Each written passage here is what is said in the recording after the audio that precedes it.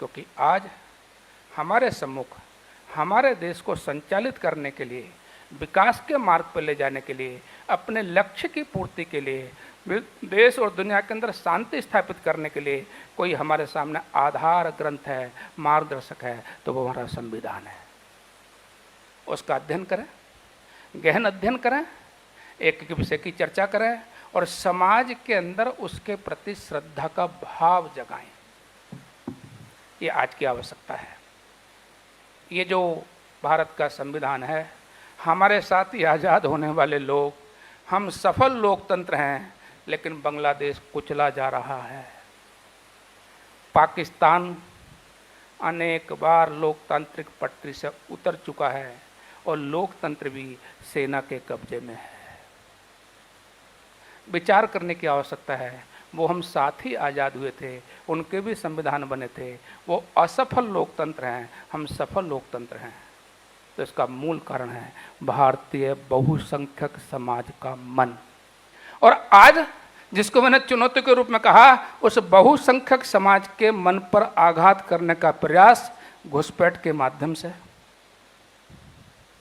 Demography population के change के माध्यम से, अनेक प्रकार के जिहाद के माध्यम से ये संपूर्ण देश और दुनिया में हो रहा है। इंग्लैंड में 11 वर्ष से लेकर 17 वर्ष की बच्चियों को कैसे जिहाद का शिकार बनाया जाए, टीवी का समाचार और रिपोर्ट आपने सुनी होगी। टेक्सास में 400 एकड़ भूमि हमको सेपरेट चाहिए हमारे अस्तित्व की रक्षा के लिए, विक्टिमाइज कार्ड खेलकर ये हो रहा है। न्यूयॉर्क के मेयर खालिद की प्रशंसा कर रहे हैं। सीए का हमला करने वाले लोग, पुलिस पर हमला करने वाले लोग, हिंसा के जिम्मेदार जेल से छूटने के बाद उनका अभिनंदन हो रहा है। 5th जनरेशन बार, प्रोपगंडा बार, संविधान बदल जाएगा, आरक्षण बदल जाएगा।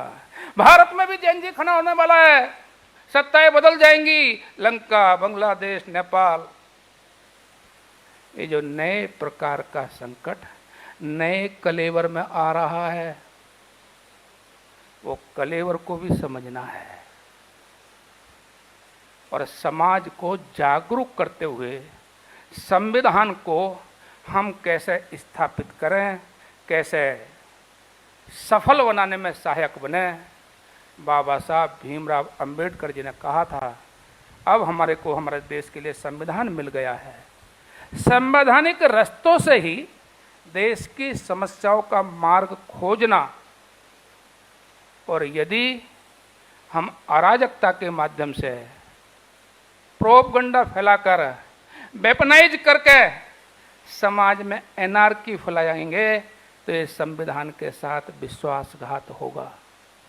और इसलिए हम सब जागरूक भारत के नागरिकों ने सजग रहते हुए, संविधान में आस्था रखते हुए, संवैधानिक मूल्यों का पालन करते हुए हम संपूर्ण समाज को जागृत करें। आज के इस अवसर पर मैं इतना निवेदन आपके बीच में करना चाहता था। इसलिए त्रुटिवश कोई बात भूल से हो गई हो तो सब क्षमा करेंगे, तो वो मेरा शब्द होगा, लेकिन संविधान तो हमारे लिए उदात्त भाव से, श्रेष्ठ भाव से उपस्थिति है, हम उसको आगे बढ़ाएंगे। इतना निवेदन करते हुए सभी को मेरा नमस्कार।